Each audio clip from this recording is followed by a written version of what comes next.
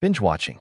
Binge watching has become a popular way of consuming television and movie content, with streaming services making it easier than ever to marathon entire seasons or movie franchises in a single sitting.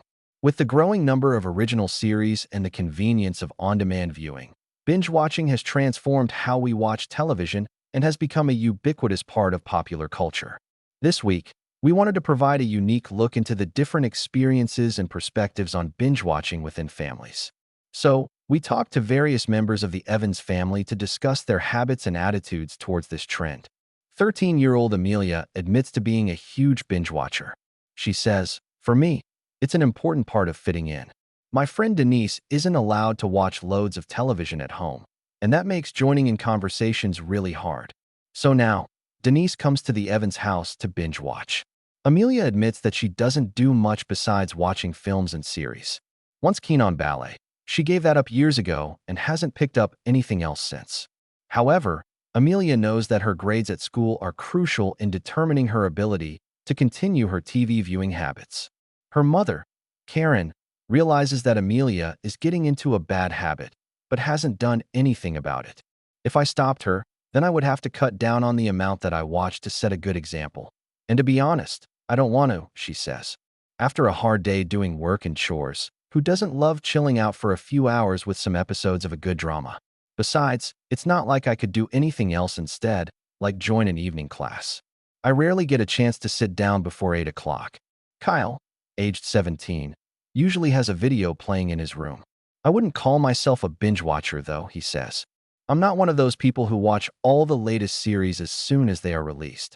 For me, it's just background noise while I'm getting on with my hobbies. I just let it play whatever comes up next. I've seen all sorts of interesting stuff that I'd never choose for myself. I once saw a guy teaching how to cut up different fish. That was really cool." Father, Rob, sees it in financial terms.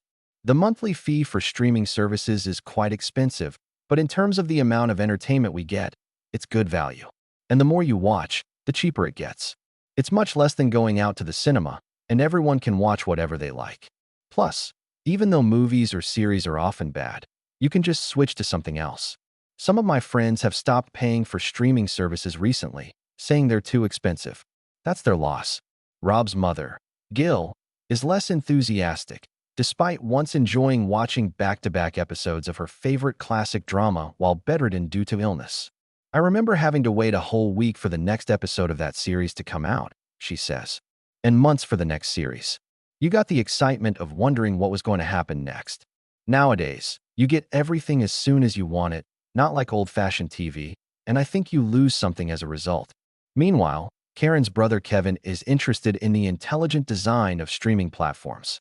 They make recommendations based on what you've enjoyed, and often the recommendations are right up your street. So I guess that encourages binge watching. Some people say that this limits what you watch. I'm not sure I agree, though. As a sci-fi fan, live streaming services have introduced me to some great foreign and low-budget movies and series that I wouldn't have known about. I'm sure that up-and-coming filmmakers worldwide are benefiting from that promotion.